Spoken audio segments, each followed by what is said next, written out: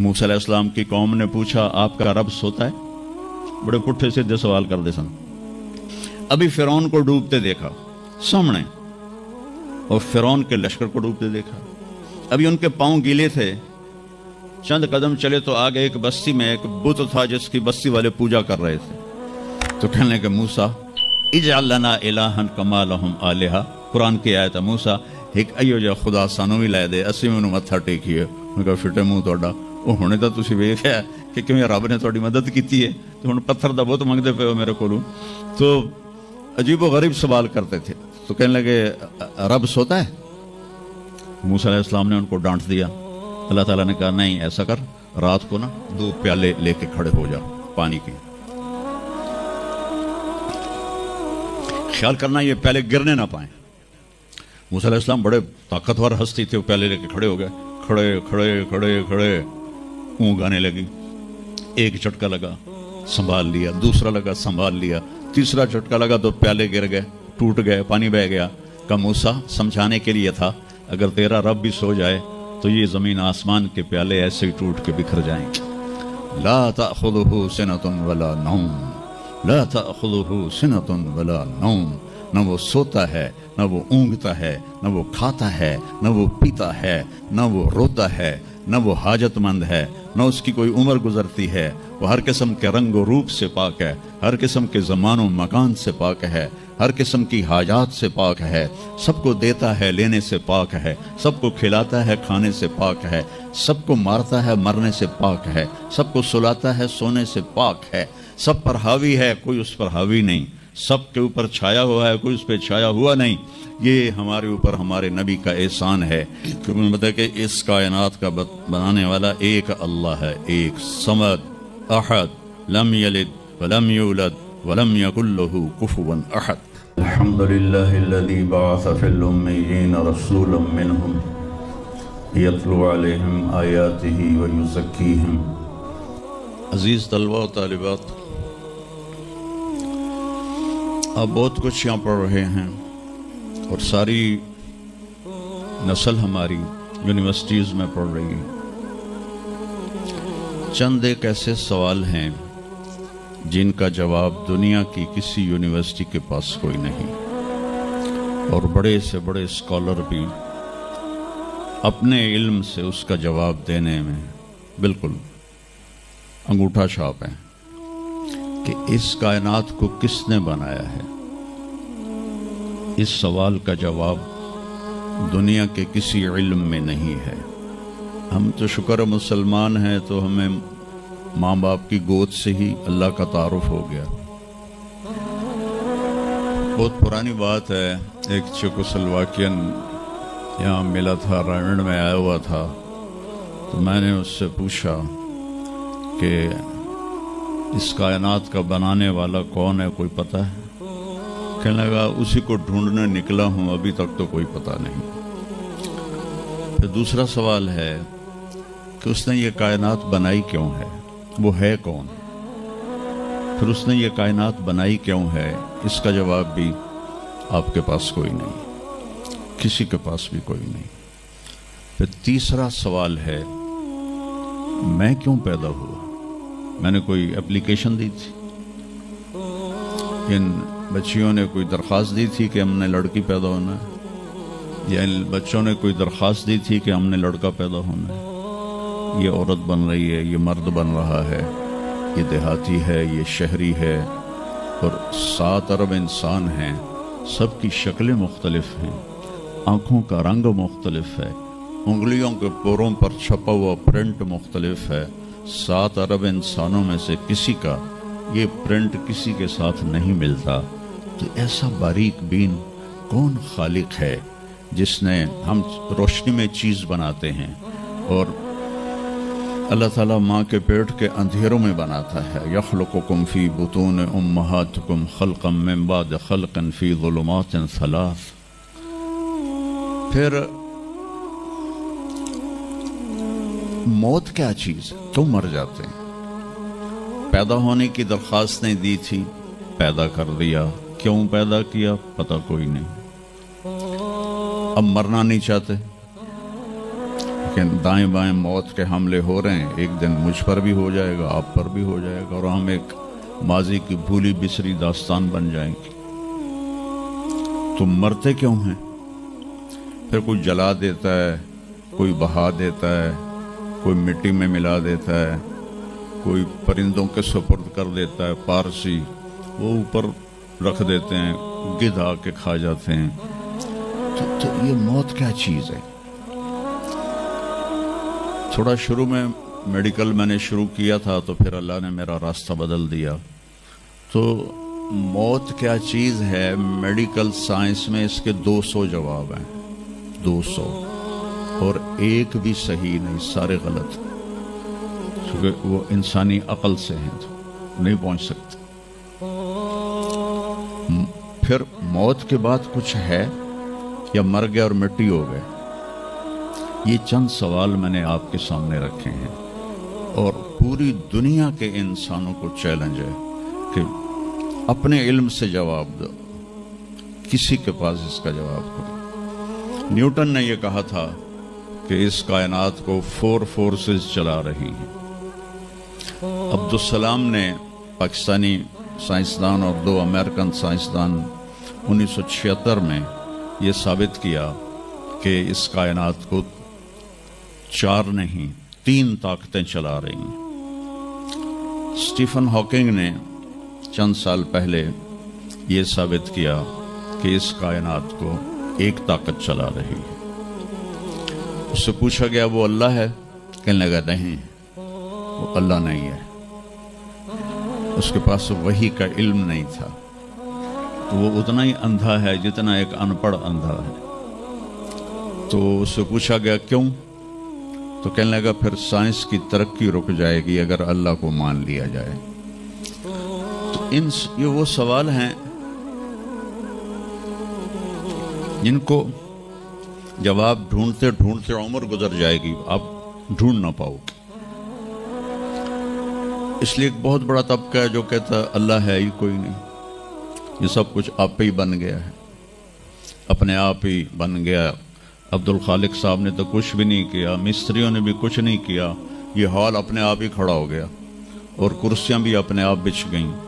ایسی بے وقوفوں والی سوچ بھی بلا کوئی قابل تعریف ہے کہ علامہ اقبال نے فرمایا تھا، ہیچ چیزیں خود بخود چیزیں نشد، ہیچ آہن خنجر تیغ نشد، ہیچ حلوائی نشد استاذ کار، تا غلام شکر ریز نشد، مولوی ہرگز نشد مولا روم، تا غلام شمس تبریز نشد۔ اسی دہریت کو، ایتھیسٹ کو یہ ایڈریس کیا ہے کہ کوئی چیز خود بخود نہیں بنتی۔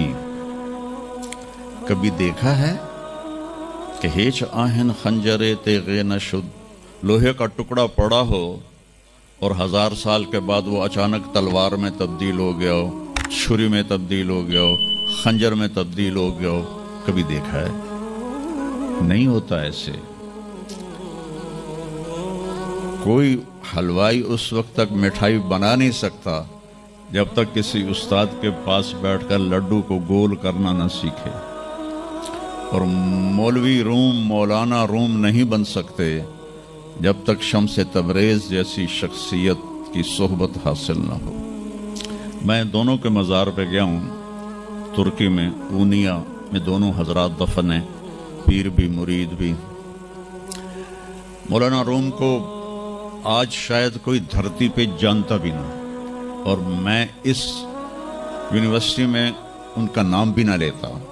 وہ ایک فلسفی عالم تھے اور منطقی عالم تھے۔ وہ دور تھا فلسفہ اور منطق کا، مسلمانوں نے قرآن و حدیث کا علم بہت پس پشت کر دیا تھا، اور جو فلسفہ اور منطق کے عالم ہوتے تھے وہ بادشاہوں کے دربار میں بڑی جگہ پاتے تھے۔ تو ان کے سامنے کتابوں کا ڈھیر تھا ان کے ساتھ، اور ادھر طالب علم بیٹھے تھے، انہیں وہ پڑھا رہے تھے، اور یہ کتابیں کلمی نسخے تھے، ہاتھ سے لکھے ہوئے۔ تو شمس تبریز رحمہ اللہ مسجد میں داخل ہوئے ننگے پاؤں، اور سفر کے آثار پگڑی پر بھی، کپڑے پر بھی، تو وہ بڑی سادگی سے پوچھتے ہیں کہ مولانا این چیست، یہ کیا ہے؟ وہ کتابوں کا ٹکر. تو نے اس کو یوں دیکھا تو کہا یہ تو ان پڑھ جائے چٹا انہوں میں کی جواب دے. کہنے لگے این است کہ تو نمی دانی، میرے پیارے یہ وہ ہے جو تو نہیں جانتا. تو ایک دم آگے بڑھے، کتابوں کو یوں دھکا دیا، ساتھ ہی تالاب تھا، ساری کتابیں تالاب میں چلی گئی. اب نیا پرنٹ نکالنا آج کل تو کوئی مشکل نہیں ہے، کوئی پریشانی کی بات نہیں، نیا پرنٹ مل جائے گا. جس نے ہاتھ سے سینکڑوں کتابیں لکھی ان کو تیرا بیڑا غرق. وہ ان پڑھ بندے تو میری حیاتی برباد کر دیتی، نہ مراد ہوڑا میں دوبارہ کتوں لکھ کے لیا گا. وہ مسکرائے، حوض میں چھلانگ لگائی اور ایک ایک کر کے ہر کتاب خشک ان کے سامنے رکھتے گئے. خشک، اس سے مٹی نکل رہی، سامنے رکھتے گئے رکھتے گئے رکھتے گئے. پورا ان کا جو ان کی لائبریری تھی وہ پانی سے خشک نکال کر ان کے سامنے رکھ دی. ہوں ملا جی دی باری آ گئی. کہنے لگے این چیز وہ یہ کیا ہے؟ این چیز وہ یہ کیا ہے؟ تو شمس تبریز بولے این است کہ تو نمی دانی، یہ وہ ہے جو تو نہیں جانتا. جس کو علامہ رحمت اللہ علیہ نے کہا مولوی ہرگز نہ شد مولا روم تا غلام میں شمس تبریز نشد. یہ ہمارے ملتان والے شمس تبریز نہیں ہیں، یہ شمس سبزواری ہیں. شمس تبریز تو وہ قونیہ میں ہے، دونوں کے مزار قریب قریب ہیں، ساتھ ساتھ ہیں. تو ایک طبقہ ادھر چلا گیا کہ آپ ہی بن گیا سب کچھ. ایک دھماکہ ہوا تھا اور ہر چیز بن گئی. وہ دھماکہ فرض کرو اگر یہاں کوئی ٹھا کر دے نا، کوئی پٹاخہ ہی چھوڑ دے، تو آپ لوگ ان دروازوں سے کیسے نکلو گے؟ بھاگتے ہوئے کہ بڑے آرام سے؟ عبد الخالق صاحب دے تو ہی چڑھ کے جاؤ گے، ساڑی جان بچے. اور اگر میں یوں کہوں کہ گندم کا ڈھیر پڑا تھا، اس میں دھماکہ ہوا اور گندم اڑتی ہوئی بوریوں میں جا کے فکس ہو گئی اور بوریاں سل گئیں اور ٹرک پہ چڑھ گئیں اور منڈی میں جا کے بک گئیں، تو تھی دو جتیاں مار کے میں نے باہر کر دے منا. ایک دھماکہ ہوا، وہ دھماکہ اتنا قابل تھا، اتنا علم والا تھا کہ اس سے دو طاقتیں پیدا ہوئیں، ایک سپیڈ کی اور ایک مقناطیس کی. تو اگر سپیڈ اور مقناطیس کی طاقت میں ایکوالٹی نہ ہوتی اور 1/10 خرب سیکنڈ، یہ ایک آسٹریلین سائنسدان کی بات میں بتا رہا ہوں، ایک سیکنڈ کے تو 100 سے زیادہ حصے ہو نہیں سکتے، لیکن انہوں نے کہا فرض کرو اگر ایک سیکنڈ کے 1/10 خرب حصے ہوں تو وہ 1/10 خرب حصے میں اگر تھوڑا سا رفتار اور مقناطیس کی طاقت میں فرق آ جاتا تو ساری کائنات ٹکرا جاتی. لیکن یہ اتنی سمجھدار، اتنی اعلیٰ پڑھی لکھی کائنات ہے کہ نہ رفتار زیادہ ہوئی کہ پھیل کے فنا ہو جائے، نہ مقناطیس زیادہ ہوا کہ سکیڑ کے پھر زیرو کر دے. تو اس بیلنس کو خود بخود قائم ہو جانا، اس تو وڈا کملا کوئی نہیں، بے وقوف کوئی نہیں. جو کہتا سورج کا بھی ایک سسٹم بن گیا، چاند کا بھی بن گیا، گلیکسی کا بھی بن، اور اپنا آپ چلے جا رہے ہیں چلے جا رہے ہیں چلے جا رہے ہیں، ایسے ہی رہیں گے، ہمیشہ رہیں گے. کچھ کہتے ہیں فنا ہو جائیں گے. یہاں انسان جاہل ہے. اس جہالت کو دور کرنا سب سے پہلا علم ہے. اگر مرتے ہوئے مجھے پتا چلا کہ یہاں تو معاملہ کچھ اور ہے، جو لوٹ آئیں تو کچھ کہنا نہیں، بس دیکھنا انہیں غور سے جنہیں راستوں میں خبر ہوئی کہ یہ راستہ کوئی اور تھا. چلتے چلتے پتا چلا کہ ہم تو کہاں پہنچ گئے. تو اس وقت تو پھر رب ارجعون کے نعرے قرآن کہہ رہا ہے، کہیں گے رب ارجعون، یا اللہ واپس کر دے، لعلی اعمل صالحا، میں بڑے اچھے کام کروں گا. اللہ نے کہا کلا، اب نہیں ہو سکتا ہے. تو نبی جو آتا ہے 1,24,000 نبی یہ علم لے کر آتے ہیں اور وہ انسانوں کی اس جہالت کو دور کرتے ہیں.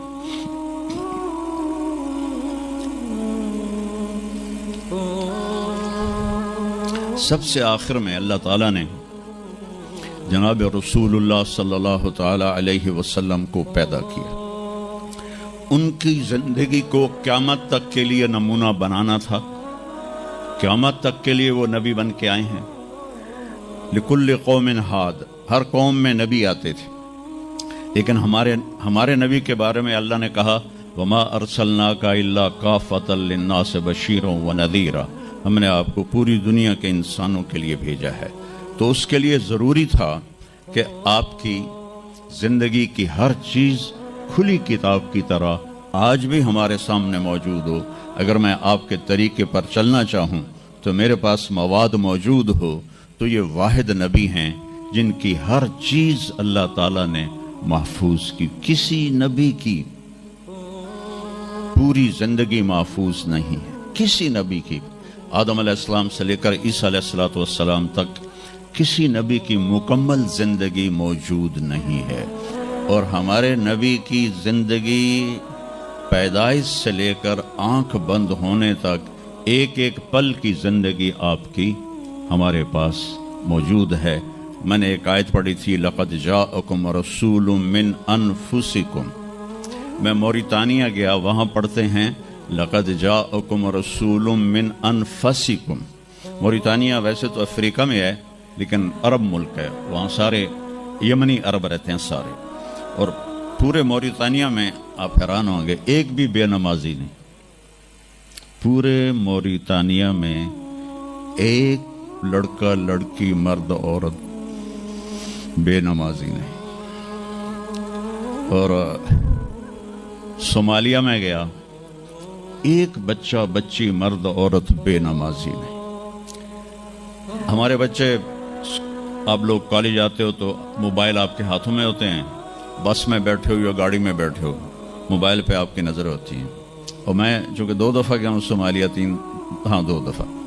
تو وہ بچے جب صبح جا رہے ہوتے ہیں اسکول تو ان کے ہاتھوں میں قرآن ہوتے ہیں اور وہ قرآن پڑھتے جا رہے ہوتے ہیں.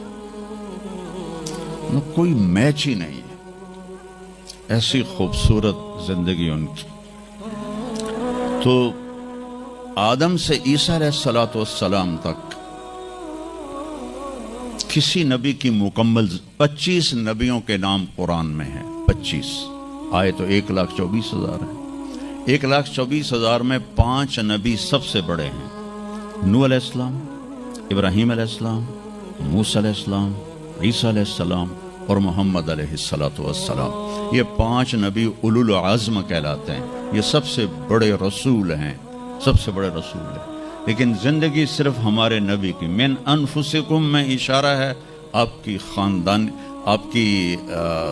خاندانی وجاہت کی طرف کہ آپ بنو ہاشم سے ہیں جو سب سے عالی خاندان ہے، اور آپ کا نسب آدم علیہ السلام تک محفوظ ہے، بے داغ نسب ہے. آپ نے فرمایا میں اپنے باپ، جتنے بھی میرے پیچھے باپ ہیں، کسی میرے باپ سے زنا ثابت نہیں ہے، میرے کسی باپ نے زنا نہیں کیا ہے. یہ نسل کی حفاظت کا نظام چلایا. ایک دفعہ میں نے ملتان کی ضلع کونسل سے اپنے تلمبہ ہمارا ہوم ٹاؤن ہے تو اس کے گرد ہماری زمینیں ہیں، تو میں نے اپنے بزرگوں کے دیکھنے کے لیے نام شجرے، تو وہاں سے میں نے 3 لاکھ روپیہ دیکھے تو وہ رجسٹر نکلوایا. 1874 کا رجسٹر تھا. تو اس میں 1874 سے پہلے کا تو لکھا ہوا نہیں ہے، بعد کا لکھا ہوا ہے آخر تک. تو اس میں 19 نام مجھے ملے، میں ان کو یاد نہیں کر سکا. حالانکہ میرے پیو دادے پردادے، لیکن میں یاد نہیں کر سکا. دہرانے کی کوشش کی، حافظہ بھی اللہ نے اچھا دیا، یاد نہیں ہوئی. تو اس میں وہ دلچسپی نہیں تھی. میں نے اپنے نبی کا نسب نامہ یاد کرنا شروع کیا، اس میں 90 نام ہیں، اور میرے دل میں تھا کہ میں روضہ رسول کے سامنے کھڑے ہو کر آپ کو سلام پیش کروں گا. آپ کے نسب کا پوری پیڑھی، ہماری پنجابی میں پیڑھی کہتے ہیں، پوری پیڑھی پڑھ کے میں آپ کو سلام پیش کروں گا. کیونکہ ہمارا کلچر ہے، ہم لوکل لوگ ہیں، ہم مائگریٹڈ نہیں ہیں، نسلوں سے آباد ہے اور زمیندار ہیں. تو ہمارا ایک کلچر ہے کہ ہمارے مراسی ہوتے ہیں، وہ آ کے ان کا کوئی کام نہیں ہوتا، सरदारियां कैम डेरे आबाद मियाँ तारिक जमील दे मियाँ अल्लाह बख्श दे मियाँ नैत अली दे मियाँ गाने दे मियाँ जहाने दे अगू मैनू भी नहीं पता वो पढ़ी जाते हैं और वो लेके जाते हैं दाने लेके जाते हैं पैसे उनकी बच्चियों की शादियां करवाता हूँ बीमार हो जाएं इलाज करवाता हूँ और काम वो धेले का नहीं करते। एक मरासी अपने बेटे को लेकर आ गया, मैं डेरे में था, कहने लगा मियाँ साहब हमारा टाइटल वहाँ मियाँ साहब मेरे पुत्र नू नौकरी लवा दे। मैं आख्या कदी मरासियां नौकरी की है पहले? कहने लगा भूखे मर गए हैं, देरे उजड़ गए, जमींदार शहर नू वड़ गए, तू सिवा कुछ सानू खैरात ही नहीं लभदी, तो चलो ये कोई नौकरी कर लवे। मैंने उसके सामने बैठे फ़ोन मिलाया, फातिमा शुगर मिल के जो जीएम थे मेरे दोस्त थे, मैंने कहा एक बच्चा भेज रहा हूँ रख लो। उन्होंने कहा भेज दें, लेबर में रख लूँगा। तो मैंने उसी तरह कह दिया चाचा इनू ले जा, लेबर च रख ले सन भला वे सरदारियां कैम। चौथे दिन दोनों फिर मेरे डेरे पर। मैं कहा तेनू तो मुजफ्फरगढ़ भेजे आई तो वापस क्यों आ गया? तो उसका बाप कहता है मियाँ साहब मैं समझा लेबर कोई बड़ा अफसर होंदा है, तो मेरा पुत्र अफसर हो सी, उन्हें तो बोरियां चवा चवा चवा दी कंड बन छड़ी।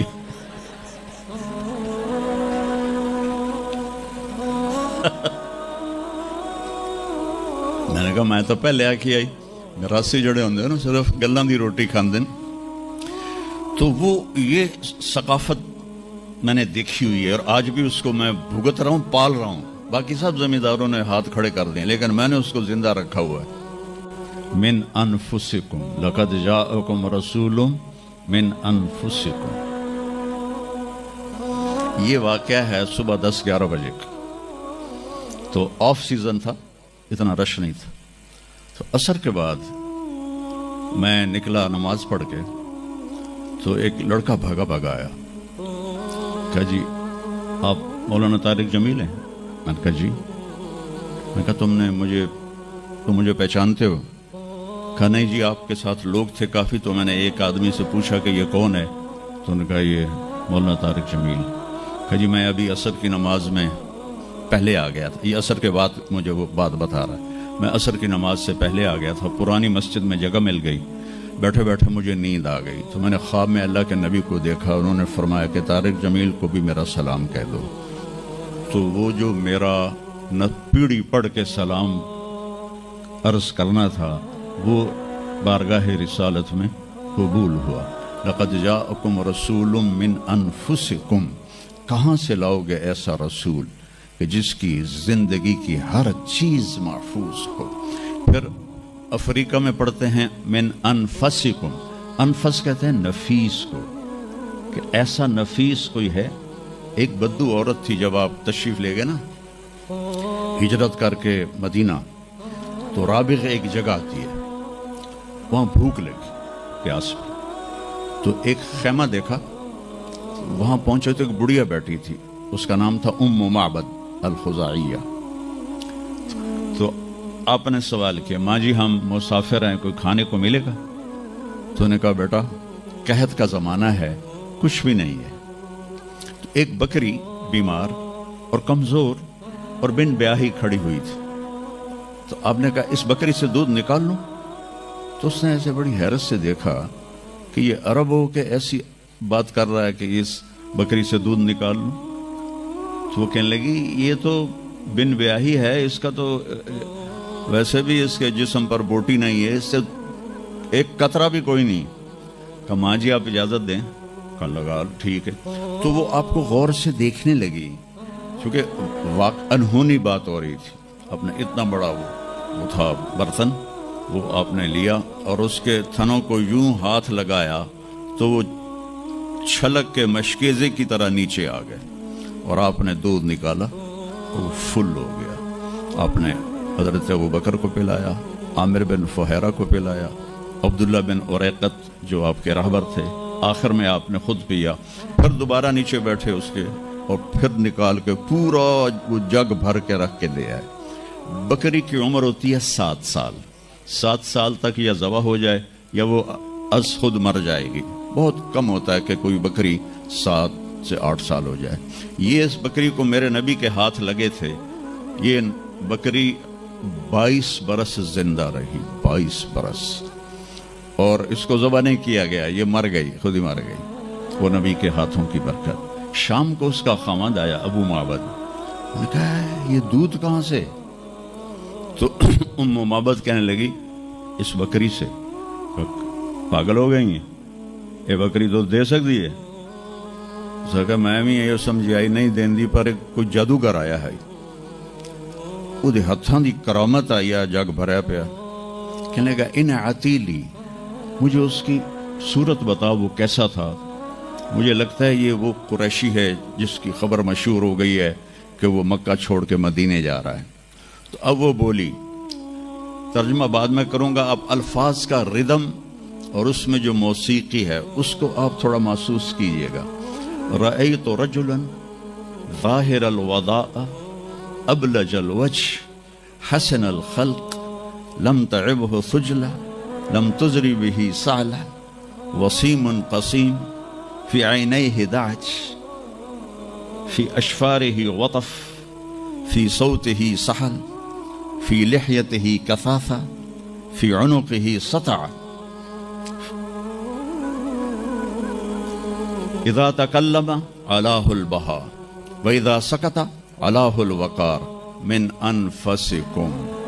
میں نے ایک شخص دیکھا, مجھے یوں لگا جیسے 14ویں کا چاند ہی کپڑے پہن کے زمین پہ آ گیا ہے, ایسا دیکھا.